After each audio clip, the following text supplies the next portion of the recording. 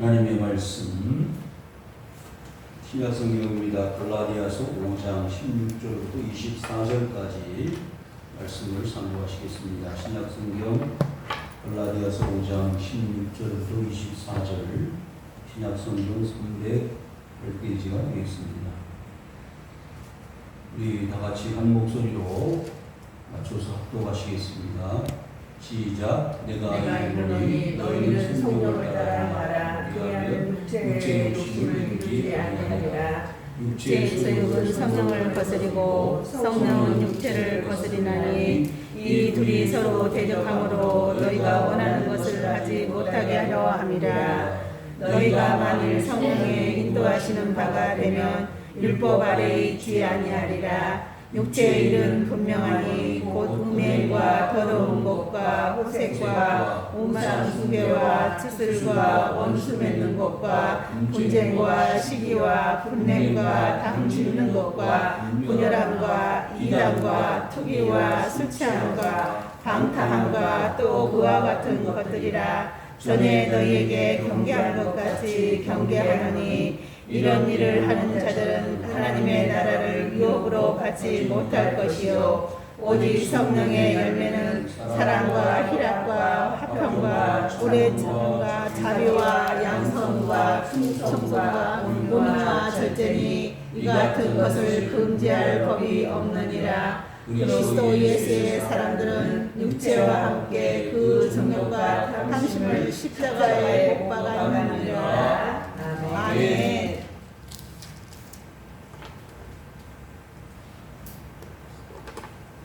온 세계에 이목이 집중되어진 곳이 있습니다.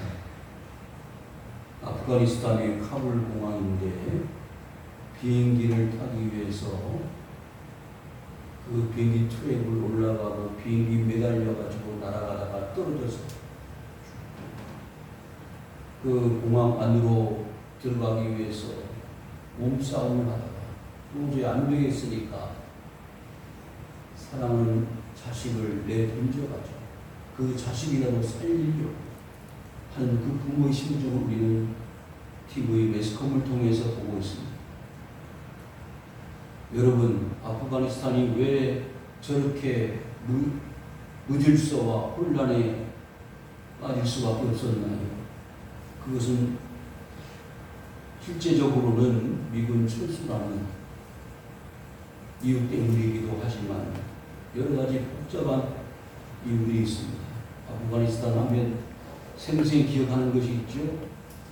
우리 한국교회에서 그 땅을 선교하기 위해서 목사님들이 선교 단원들이 갔다가 희생도 당하고 순교도 당하고 많은 어려움을 겪었던 것 아닙니까?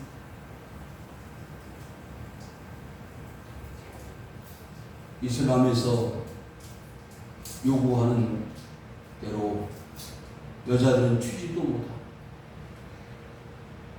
여성들은 옷을 입지 않으면 밖에 나갈 수도 없고 얼굴을 가려야 되는 육체를 다 가리고 나가지 않으면 총에 맞아 죽고. 여러분, 자유를 빼앗겨 보지 않으면 자유의 그 고마움과 감사를 모르게 됩니다.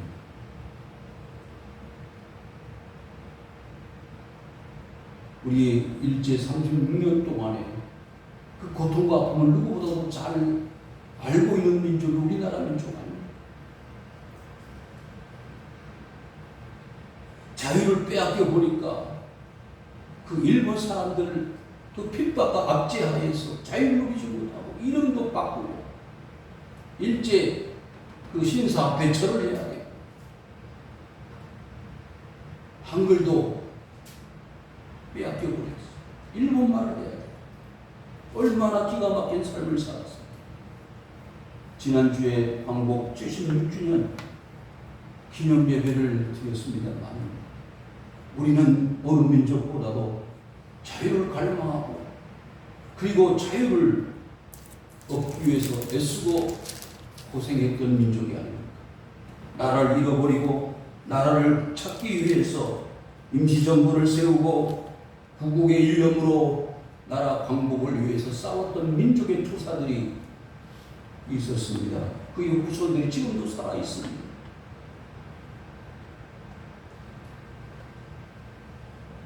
(400년) 동안 종살이했던 이스라엘 백성들, 정말로 하나님 앞에 그 자유를 잃어버린 것에 대한 아픔과 고통을 매일마다 하나님을 향하여 갈망하고 품짓고 애원하였습니다. 그래서 그들은 400년이라는 긴 세월 동안을 보낸 후에야 비로소 자신들에게 자유가 주어졌습니다. 유명한 사람 패트릭 헬리라는 사람은 자유 아니면 나에게 죽음을 달라고 했습니다. 사랑하는 성도 여러분, 이 땅에 많은 사람들이 자유를 빼앗기고 있습니다. 돈 때문에요, 물질 때문에, 건강 때문에. 건강을 잃어보니까 건강의 중요함을 알게 되잖아요. 마음껏 활동하고 움직이던 사람이 몸이 이상이 생기고 걸어다닐 수가 없고 누워있어야만 하는 사람이 건강이 이렇게 중요하구나 라는 사실을 깨닫게 되잖아요. 돈이 없어서 자유를 누리지 못하고, 우리는 이와 같은 삶을 살아가면서 자유를 빼앗기고 나서야 자유의 그 가치를 깨닫게 되는 것입니다. 오늘 본문의 말씀을 통하여 이스라엘 백성들, 이 갈라디아 교회 성도들은요, 처음부터 복음을 들었던 것은 아니었습니다. 복음을 들었습니다. 그래서 지금까지 율법으로 살아왔던 과거에 조상대대로 내려왔던 그 율법의 가치와 절대성에 그들은 복음의 가치를 그 누구보다도 뼈저리게 느끼며 그 복음을 받아들였습니다. 그런데 갈라디아 교회 성도들은 그 복음의 가치를 알고 복음을 바울로부터 받아들였으나 그 교회 안에 아직도 제거되지 않은 율법의 주의자들과 그리고 율법의 가치를 극대화했던 많은 사람들을 통해서 다시 율법을 소유하고 받아들일 때 그들은 혼란이 있었고 갈등이 있었습니다. 아무리 복음을 받아들여도 율법을 지키지 않으면, 할례를 받지 않으면 소용이 없다고 했습니다. 그래서 다시 복음을 받아들인 사람들이 율법으로 돌아가고 할례를 해야만 되겠다고 하는 사고방식으로 삶의 전환이 있어지게 될 때 바울은 견딜 수 없는 마음의 부담감을 가지고 갈라디아 교회 성도들에게 편지를 보내고 있는 것입니다.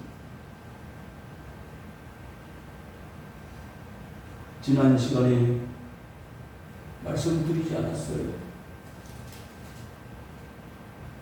바울은 그 갈라디아 교회 성도들에게 자유를 주려고 복음을 증거했습니다. 더 이상 이제 율법에 매여서 사는 삶이 아닌 성령 안에서 자유를 누리면서 살아가기를 간절히 바라는 마음으로 복음을 증거하고 선포했는데, 옛날 습관으로 돌아간 그 갈라디아 교회 성도들을 향하여 안타까운 마음으로 다시 이 편지를 쓰는 것입니다. 갈라디아 4장 19절을 보십시오. 갈라디아 4장 19절에 나의 자녀들아 너희 속에 그리스도 형상을 이루기까지 다시 너희를 위하여 해산하는 수고를 한다 그랬어. 지금까지 해산하는 고통을 가지고 복음을 증거했는데 다시 율법으로 돌아가고자 하는 그 모습을 보면서 다시 해산해서 자식을 낳는, 아들을 낳는 심정으로 다시 복음을 전하겠다고 하는 이 바울의 열망이야말로 오늘날 우리 자신들의 모습과도 너무나도 같습니다. 목회하는 목회자 심정이 그렇습니다. 오늘날 많은 교회들이 복음을 증거했습니다. 말씀을 증거했습니다. 그래서 자유를 누리면서 복음 안에서 진정한 가치를 누리고 사는 사람들이 다시 옛날 습관으로, 옛날 삶으로 돌아가고 있지 않습니까? 교회를 다녀도 아무 소용없어. 믿음으로 살아도 아무 소용없어. 조그만 세상의 바람, 이 코로나 때문에 신앙과 믿음을 내던져버리는 사람들이 얼마나 많습니까? 여러분, 이 이제 다시 한번 우리는 이 바울의 심정처럼 해산하는 수고를 해야만 합니다.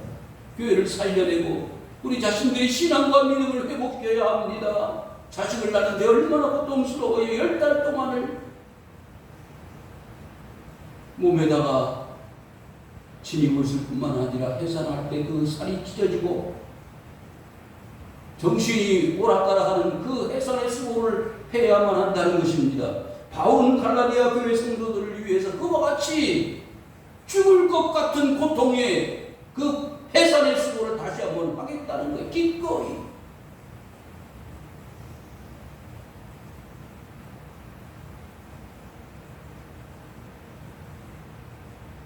많은 하나님의 사람들이 지금 절망하고 있습니다.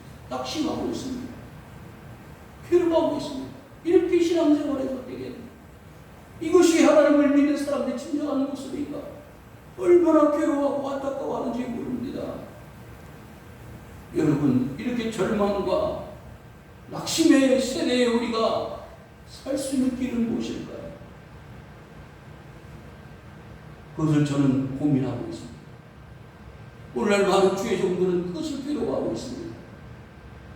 예배를 폐하고 교회 문을 닫아야만 하는 이런 절망적인 순간에 주의 종들과 사역자들이 하나님 앞에 부르짖는 기도의 내용이 무엇일까요? 교회를 살려야 합니다. 성도들을 지켜야 합니다. 믿음을 붙들어야 합니다. 그러기 위해서는요, 오늘 사도 바울이 갈라디아 교회 성도들을 향하여 그 해산의 수고를 하겠다고 한 그 결정을 저는 존중하고 경외합니다. 존경합니다. 내가 이제라도 너희와 함께 있어 언성을 높이려 하면 너희에 대하여 의혹이 있으리라. 뭐가 비뚤어졌다는 거예요? 잘못되어졌다는 거예요. 지금까지 믿었던 신앙과 믿음이 복음이 온전한 것이 아니고 부족한 것이었기 때문에 다시 제대로 가르쳐주고 싶다는 거예요. 복음이 율법 때문에 장애를 받아서는 안 되잖아요. 복음이 세상 살아가는 것 때문에 방해를 받아서는 안 되잖아요. 복음이 그렇게 무가치하고 가치 없는 것이 아니고 실제로 우리 삶 전체를 투자하고 우리 생애 전체를 바쳐도 아무 문제 없는 절대적인 하나님의 구원의 역사를 이룰 수 있는 지름길인데 그것을 왜 포기하고 낙심하고 절망하며 신앙생활을 온전히 이루지 못하고 있습니다. 잘하던 사람들이, 신앙과 믿음의 경주를 잘하던 사람들이, 다름질 잘하던 사람들이 절망하고 낙심하고 있습니다. 16절 본문에 이렇게 말씀하고 있습니다. 너희는 성령을 따라 행하라. 그리하면 육체 욕심을 이루지 아니하리라. 여러분, 이 말씀을 통해서 여러분 꼭 기억하시기 바랍니다. 사람의 힘으로 안 되더라. 사람의 노력으로 안 되더라. 사울은 그랬습니다. 처음에는 겸손했어요. 하나님의 사람이었어요. 예언을 했습니다. 하나님의 신 성령이 임하여 예언을 하고 하나님 뜻대로 사는 그런 사람 사울이었습니다만은 성령을 따라 말씀을 따라 살지 않으니까 하나님처럼 되고 싶은 거예요. 오늘날 많은 그리스도인들이 여기에 문제가 있더라고요. 그런 반면에 다윗은 어땠어요? 다윗은 비록 목동이었습니다만 날마다 하나님 말씀으로 찬송으로 하나님께 영광을 돌리며 사는 인생이었습니다. 그런데 사울이 교만하여 하나님의 뜻을 저버릴 때 머리가 악신이 들어가지고 머리가 아파서 견딜 수가 없을 때 신하들이 그러지 않았어요? 왕이시여 저 들판의 목동 다윗을 불러다가 찬송을 시키십시오. 그러면 하나님의 신이 임하여 당신에게 임하여 있는 악신이 물러갈 줄 믿습니다. 그와 같이 다윗을 불렀습니다. 찬송을 했어요. 그랬더니 말 그대로 악신이 그 사울에게서 물러가더라 이 말이요. 사랑하는 성도 여러분, 여러분들 머리 아프게 하고 여러분을 혼란에 빠뜨리고 여러분들 괴롭게 하는 모든 삶의 정황 속에서 여러분들이 살 수 있는 길은, 여러분이 자유를 이룰 수 있는 길은 성령을 따라 사는 것입니다. 하나님의 말씀을 따라 다시 돌아가는 거예요. 아멘. 옛날에는 기도도 잘 되는데, 교회 오는 게 참 기쁘고 즐겁고 행복했는데, 요즘 그런 마음이 없어지고, 다른 사람의 눈치를 보게 됩니다. 교회 가나 봐, 저 사람. 교회 가면 코로나 걸리는데. 여러분, 그렇게 사는 사람들하고 우리는 뭐예요? 차원이 다릅니다. 육체 욕심을 이루는 삶은요, 그렇게 가는 거예요. 처음 에덴 동산의 아담은 어땠어요? 하나님 말씀으로 성령으로 인도하심을 받을 때는요, 행복했습니다. 그 에덴 동산에 있는 모든 열매들을, 과실들을 따먹으면서 영원히 사는 축복을 얻었어요. 그런데 그 축복의 가정에, 아담의 가정에 저주와 심판이 돌아온 것은 무슨 이유 때문입니까? 뱀이 나타났습니다. 사탄이 뱀을 이용하여 그 열매를 먹으면 하나님처럼 되어진다는 거예요. 하나님 말씀을 불순종하게 하고 따르지 않고 육체 욕심, 그 열매를 먹는 완벽도 하고 탐스럽기도 하고. 여러분, 그 열매를 먹게 되지 않았어요. 그랬더니 하나님의 말씀 그대로 사망이 그 가정에 온 것입니다. 육체 욕심을 따라가는 사람은 하나님의 말씀대로 심판을 받게 되는 것입니다. 영생을 누리지 못한 것입니다. 그래서 에덴 동산에서 쫓겨난 거예요. 저는 두렵습니다. 오늘날 많은 믿음의 사람들이요, 성령의 하나님의 말씀을 따라 살다가 세상 쾌락과 육신의 욕심을 따라 사는 삶으로 전락되어질 때 하나님이 그를 버릴까 두려운 마음이 드는 거예요. 사울처럼, 아담처럼 실패한 인생이 될 수 있습니다. 17절 육체의 소욕은 성령을 거스르고 성령은 육체를 거스르나니 이 둘이 서로 대적한다고 했습니다. 삼손이 그랬습니다. 삼손은요, 나시린이었어요. 나시린이 어떤 사람이냐? 하나님이 불러서 세운 하나님의 사람이라는 뜻입니다. 머리에 칼을 내지 않습니다. 독주를 마시지 않습니다. 시세를 가까이 하지 않습니다. 이게 나시린의 3대 서약입니다. 그런데 그 나시린의 서약을 한 이 삼손이 이방 여자를 가까이 하지 않았어요. 들릴라라는 여자를 보니까 마음에 감동이 일어나가지고 욕심이 생겨서 그 아내를 삼았습니다. 그게 불행의 씨앗이. 아무리 아름다워도요, 이방 여자를 자기 아내로 삼을 수가 없는 게 그게 하나님의 사람 아닙니까? 그런데 육체의 욕심을 따라 사는 거예요. 하나님의 말씀을 불순종하게 만드는 거예요. 이렇게 할까 저렇게 할까 갈등할 때 얼마나 많습니까? 하나님의 말씀으로 사는 것은 쉬운 일이 아니에요. 어려운 일입니다. 하나님이 더 기뻐하시는 일을 선택하려면 내 아픔에 결단이 있어야 합니다. 희생이 있어야 합니다. 내가 죽어져야 합니다. 그렇지 않으면 하나님이 나를 인정하지 않으십니다. 삼손은 망한 길로 갔습니다. 그 들릴라라는 기생이, 블레셋의 기생이 뭐라고 그랬어요? 당신의 힘이 그놈이 어디에 있습니까? 아무리 해도 비밀을 알려주지 않으니까 이 들릴라가 온갖 계획을 세워가지고 모든 걸 다 따라 해보는데 힘의 근원을 알 수가 없어요. 마지막에는 당신이 나를 사랑한다, 떠나가게. 그랬더니 그 들릴라는 여자를 붙잡기 위해서 내 힘의 근원은 머리털에서부터 나온다. 이런 망하는 길을 자초하고 삼손은 자기의 힘의 비결을 머리털에서부터 나온다는 사실을 이야기했습니다. 칼을 가지고 그 머리털을 다 밀어버렸습니다. 오늘날 삼손들이 너무 많아요. 머리털을 밀려버린 힘 못 쓰는 그리스도인들이 얼마나 많은지 아세요? 주일날 교회도 못 오는 그리스도인들이 얼마나 많은지요. 하나님의 사람 그리스도인이라는 이름의 표를 떼어버리고 싶은 사람들이 얼마나 많은지요. 하나님께서 서로 대적한다고 했습니다.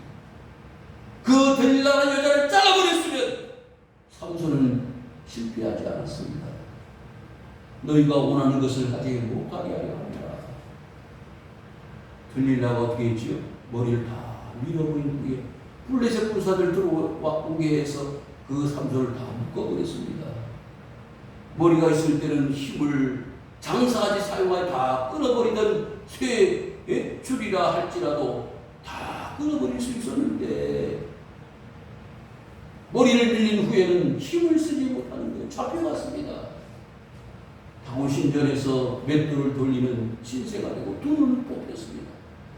사랑하는 성도 여러분, 오늘날 그리스도인들이 두 눈이 뽑히고 힘을 못 쓰는 그리스도인들이 얼마나 많은지 아십니까? 잘 생각하셔야 합니다. 아프가니스탄에서 미군이 철수하는 게 문제가 아니에요. 그들의 사고방식이 문제입니다. 내전을 하잖아요.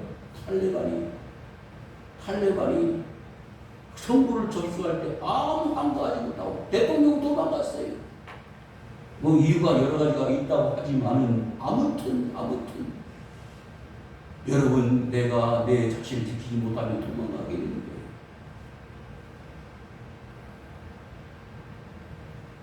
가장이면 가족을 지켜야 되잖아요. 대통령이면 나라를 지켜야 되잖아요. 선장이면 배를 지켜야 되잖아요. 그런데 도망가 버렸단 말이에요. 여러분, 성령이 우리를 지키지 못하면요, 마귀가 들어와서 우리를 점령하는 것입니다. 너희가 만일 성령이 인도하시는 바가 되면 율법 아래 있지 아니하리라. 이 율법이란 말은 단지 율법 그 자체만으로 이해할 이유가 없는 것은요, 율법 아닌 율법들이 이 세상에 너무나 많기 때문에 사실 율법을 생각하는 정도만 돼도 신앙 있는 사람, 믿음 있는 사람이에요. 그렇지 않아요? 율법을 지킨다고 하나님을 좀 마음속에 가지고 있는 사람들이잖아요. 신앙이 모양이라도 있는 사람들이잖아요. 그런데 왜 오늘날 많은 그리스도인들이 율법조차 생각이 없어? 관심이 없어. 그러니 성령이라는 것은 어떻게 인도를 받겠어요? 성령이라는 것은 한마디로 하나님의 영입니다. 하나님의 영이 언제부터 계시느냐고 물으신다면요, 창세기 1장에 나와요. 하나님의 신이 수면에 운행하시더라. 그 하나님의 신이 성령입니다. 성령님은 하나님이세요. 그래서 성령 하나님이 언제 구체적으로 임하셨느냐고 물으신다면 사도행전 2장에 마가의 다락방에 성도들이 모여서 간절히 120명 기도할 때 하나님의 영이 벼에 불같이 갈라지는 것처럼 성령이 비둘기같이 임하였다고 했습니다. 그래서 그들이 다 한결같이 방언으로 기도하기 시작을 했습니다. 여러분, 하나님의 영으로 함께 하시면 여러분의 삶이 힘들고 복잡하고 어렵고 힘들고 여러분의 삶을 성령 안에서 자유케 해주실 줄로 믿습니다. 아멘. 네. 오늘 아침 여의도 순복음교회 이영훈 목사님 설교를 제가 들었는데 이 어려움들을 이길 수 있는 방법은 무엇이냐고 설교를 하신 가만히 보았더니 성령 충만입니다. 할렐루야. 여러분, 이 어려움들을 이기는 방법은요, 성령으로 충만하는 것입니다. 성령이 인도하심을 받는 것이에요. 세상을 따라가는 게 아니에요. 어떻게 하시려고 여러분 그러십니까? 뉴스를 들어보니까 코로나 확진자는 날로 늘어가고 백신은 접종률이 올라가긴 하지만 마음에 들지 않고 어떻게 하면 좋을까? 요즘은 이제 각 나라의 선진국에서 뭐라고 하느냐, 위드 코로나를 방역을 해서 완전히 없애버리는 게 목적이 아니라 이제 같이 살아가야 됩니다. 완전히 없어지지 않는다는 거예요. 어떻게 하면 좋아요? 그렇다면 백신을 맞고 조심해서 마스크 쓰고 가까이 하지 않는 것밖에는 방법이 없다는 거예요. 여러분, 아무리 우리가 애써도 사탄 마귀를 이길 수 없는 것처럼 아마 그렇게 되어갈 것 같습니다. 그러니 보세요. 육체에는 분명하니 그 음행과 더러운 것과 호색과 각가지 모든 20절, 21절 이르기까지 보십시오. 각가지 모든 하나님을 멀리하게 만들고 신앙생활을 못하게 만드는 모든 세상 율법 아닌 율법 같은 장애물들이 얼마나 많은지 한번 보십시오. 일일이 다 설명할 수가 없습니다. 술 취함도 있어요. 방탕함도 있습니다. 분열하는 것도 있어요. 당지는 것도 있고요. 분쟁하는 것도 있고 원수되는 것도 있고요. 여러분, 한번 생각해봐요. 내가 이 19절서부터 21절까지의 이 모든 세상의 분명한 죄악들의 모습들에 한 가지라도 접촉이 안 되고 한 가지도 문제가 없는 것이 있다면 그분은 세상 사람이 아니에요. 그렇죠? 나는 여기에 아무도 해당이 안 돼 라고 말할 수 있는 사람은 그 사람은 세상 사람이야. 그 사람은 진짜 구원받아야 될 사람이에요. 그런데 이 세상에 아담의 후손으로 자연 출생으로 태어난 모든 사람들은 본인 스스로가 어머니 뱃속에서부터 원죄를 가지고 나올 뿐만 아니라 여기에 해당되는 모든 삶의 죄악들을 다 가지고 살면서 마지막에는 그 죄 때문에 죽는다는 거예요. 뭐라고요? 이런 일을 하는 자들은 하나님의 나라를 유업으로 받지 못할 것이요. 그게 우리 인생이에요. 아무리 우리 죽었다 깨어나도 이 모든 것들을 행하기 때문에 이 죄의 결과로 인하여 그 열매를 먹는 날은 정령 죽으리라. 그 약속하신 대로 죽게 되어 있는 거예요. 그럼 영원히 죽는 죽음에서부터 사망에서부터 어떻게 하면 살아날 수 있느냐? 그게 성령의 인도. 성령의 인도하심을 받는 거예요. 하나님 우리 속에 들어와서 내 죄악을 모든 것을 깨닫게 하시고 하나님 앞에 회개하는 길밖에 없습니다. 그 길이 마음에 들든 안 들든 예수님 이 땅에 오셔서 한마디 하셨어요. 뭐라고 그랬죠? 회개하라! 천국이 가까이 오면 안 됩니다. 오늘 전도사님하고 잠깐 말씀이 나오는 곧 주님 오실 것 같아요. 이렇게 세상 사람들이 많이 죽어가는데 이렇게 어려운 일들이 많은데 주님 좀 빨리 오셨으면 좋겠어요. 하나님 나라는 그냥 주어지는 게 아닙니다. 어려운 것도 아니에요. 뭐예요? 하나님의 말씀을 따라 살면 되는 거예요. 아유, 목사님 살기 너무 힘든데 어느 시대는 힘들지 않은 시대가 있었나요? 어느 시대는요? 마찬가지입니다. 내가 보기에 우리가 보기에 힘들고 어려운 것이지요. 다 어려운 것입니다. 코로나 4단계가 돼가지고 언제까지 4단계가 9월달까지 아니 9월달 아니면 10월 11월달까지 계속되면 어떻게 할 거예요? 마찬가지 힘들어요. 어려워요. 방법이 없으니까 어떻게 한다고요? 학교 등교를 시작하는 거예요. 방법이 없어요. 여러분 세상의 모든 것들은요 다 뭐라고요? 하나님의 일을 하지 못하도록 하는 것입니다. 그래서 18절에 성령이 인도하시는 바가 되면 율법 아래 있지 않게 된다. 여러분 하나님께서요 이 갈라디아 교회든지 고린도 교회든지 모든 교회들이 하나님 말씀을 따라 살면 구원의 길이 열려지지만 세상의 율법으로 돌아가고 세상 쾌락으로 돌아가고 돌아갈 것을 하나님이 아셨단 말이죠. 그래서 사도 바울을 통해서 주의 용부를 통해서 다시 옛날로 돌아가지 않고 하나님의 말씀으로 따라 사는 것을 기대하면서 복음을 증거하신 것입니다. 하나님 다 아세요. 아담과 하와가 그 열매를 먹을 것을 다 아셨어요. 예수님께서 자신을 사랑하는 제자 유다가 팔 것을 아셨어요. 내 떡그릇에 함께 손을 넣는 자가 나를 팔 것이다. 그 인간이에요.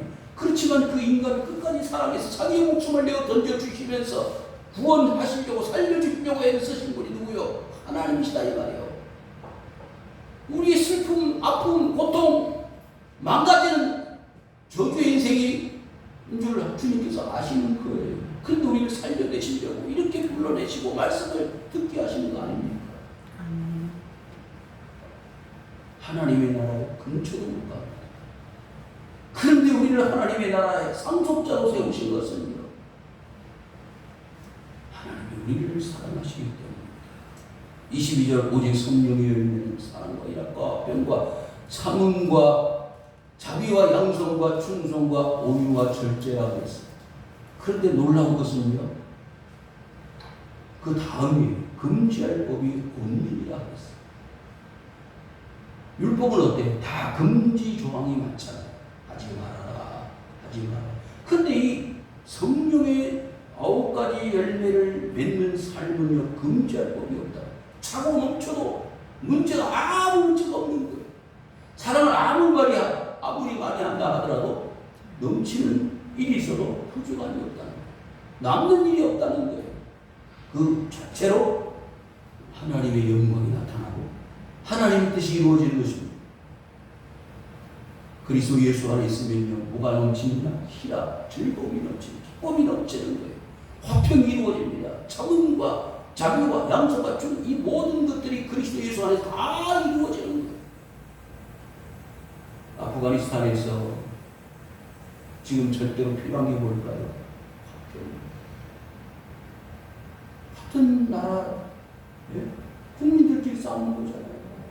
내전을 하는데 그 내전이 속으로 들어가 보면요, 결국엔 종교적 싸움, 종교적 싸움. 이 세계를 움직이는 힘이 뭔지 아세요? 종교적 힘, 신앙의 힘. 그런데 화평을 주기 위해서 이 땅에 예수님이 오신 게 아니고요, 칼을, 검을 주기 위해서 이 땅에 오셨어요. 그러면 하나님의 뜻은 무엇일까요?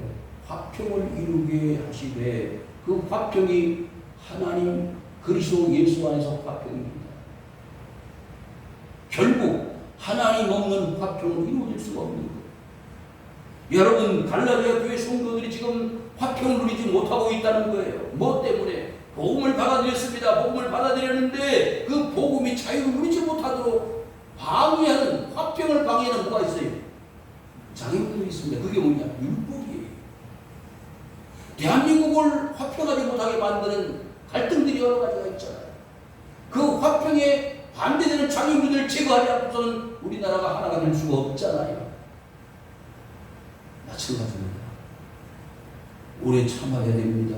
그래서 자비가 필요하고요. 서로 선한 마음을 가져야 되고 충성하는 마음을 가지지 않고서는 절대로 하나가 될 수가 없고 공동의 목표를 이룰 수가 없는 것입니다. 여러분, 지금 우리가 2년여 동안 코로나의 아픔을 겪고 있잖아요. 어린아이가 코로나에 걸렸어요. 병원에 입원했는데 확진자잖아요. 그런데 그 선생님이 같이 입원을 했어요. 너무 멋있잖아요. 그래서 그 병원에서 그것을 알고요, 침대에서 떨어질까봐 그 바닥을 다 매트리스를 깔아가지고 그 아이를 안전하게 옆에서 뭐죠? 그 간호사들이 입는 그 방호복 있잖아요. 그거 입고 들어오면 너무 무서워할까? 얼마나 애를 쓰는지. 그런 사람들이 있기 때문에, 그 아이들이 편안하게 치료를 받을 수 있는 거 아니겠어요? 여러분, 지금 우리는 그런 자세가 필요로 합니다. 여러분, 아무리 세상이 지금 복잡하고 힘들고 어렵지만 그런 유치원 선생님과 같은 열려있는 마음을 가진 우리 자신들이 필요합니다. 성령을 받은 우리들이요, 말씀으로 성령의 인도하심을 받는 우리들이 그들을 헤아리고 받아들이고 수용하고 그들을 위해서 뭐 해야 됩니까? 기도해야 돼요. 그들은 못 이겨내요, 세상을. 우린 이겨낼 수 있잖아요. 뭐예요? 성령의 9가지 열매는 우리는 맺을 수 있잖아요. 내가 맺는 게 아니에요. 내 속에 계시는 성령님이 나를 그 열매를 맺을 수 있도록 이끌어 가시기 때문에 맺는 거예요. 그래서 24절입니다. 뭐예요? 그리스도 예수의 사람들은 누구예요? 우리 자신들입니다. 그리스도 예수의 사람들은 육체와 함께 그 정욕과 탐심을 어디에다가? 십자가에 못 박았느니라. 그러니까 아까 19절에서 21절까지 있는 모든 것들을 우리는 다 해갈 수밖에 없어요. 그렇지만 그 없는 삶에서 성령의 인도하심을 받아 사니까 십자가에 못 박아 버리고 이제는 우리는 9가지 성령의 열매를 맺으며 살 수 있는 사람으로 어디에다 바꿔졌다는 거예요. 바꿔진 거예요. 자신감을 가지십시오. 목사님, 저는 아무리 듣도 이 9가지 열매 맺는 것 같지 않아요. 맺고 있습니다. 예? 내가 보기에 미미하고 이해가 안 돼서 그렇지 나도 모르는 사이에 성령의 9가지 열매를 맺으면서 살아가잖아요. 하나님을 살아가잖아요. 기쁨이 있잖아요. 어디나 교회 나오면 참을 수 있잖아요. 견딜 수 있잖아요. 절제할 수 있잖아요. 그게 뭐 바로 여러분들이 성령을 따라 사는 증거입니다. 사도 바울은 갈라디아 교회 성도들에게 피를 토하는 심정으로 말씀을 전하고 있는 거예요. 뭐라고요? 율법으로 돌아가지 마십시오. 이제는 성령 인도하심을 받으십시오. 저도 여러분들이 그렇게 말씀하고 싶어요. 예수 안 믿고 살 때처럼 살아가지 마십시오. 예수님 안에 들어왔으니 얼마나 행복하고 즐겁고 기쁘고 축복된 삶입니까? 다시 과거로 돌아갈 생각하지 마세요. 그것은 왜? 망하는 길. 망하는 길로 가는 사람은 사람이 많아요, 적어요? 많습니다. 그런데 생명으로 가는 길은 사는 사람이 적을 뿐만 아니라 길이 어떻다고요? 좁습니다.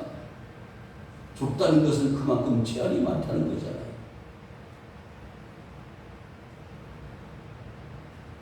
코로나 돼 보니까 그래요.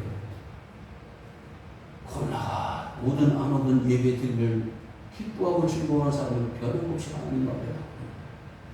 그런데 이 19절에서 21절까지 세상 것들로 현저한 분명한 세상 쾌락과 모든 탐심으로 가득 찬 정욕으로 가득 찬 삶을 산 사람은요 하나님 앞에 나오는 것이 힘들어요. 어렵습니다. 불가능할지도 몰라요. 그래서 그 정욕과 탐심을 십자가에다 못 박아 버리고 갔어야 비로소 나올 수 있는 거예요. 마지막으로 야곱은요 하나님하고 약속했습니다. 뭘? 삼촌 라반의 집으로 도망갈 때 아버지 집으로 무사히 내 고향 땅으로 돌아오게 되면 여기다가 11조를 드리고 주의 제단을 쌓겠습니다. 약속했잖아요. 그런데 20년이 흘러서 지나고 보니까 그걸 다 잊어버렸어요. 그래서 어디로 갔다고요? 세겜 땅으로 갔어요.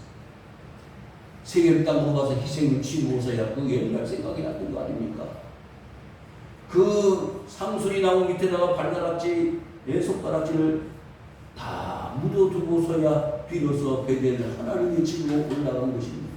정욕과 탐심을 그 상수리 나무 밑에 묻었을 때 그는 비로소 베델 하나님의 집을 바라볼 수 있었던 것입니다. 성도들이여 힘들죠. 어렵지요.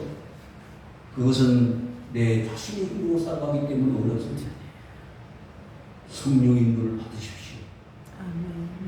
정욕을 탐심을 십자가 못 박아 버리면 성령의 9가지 일배가 저절로 비춰지게 되는 거예요. 예수님은 나는 포도나무에 너희는 가지가 됐어.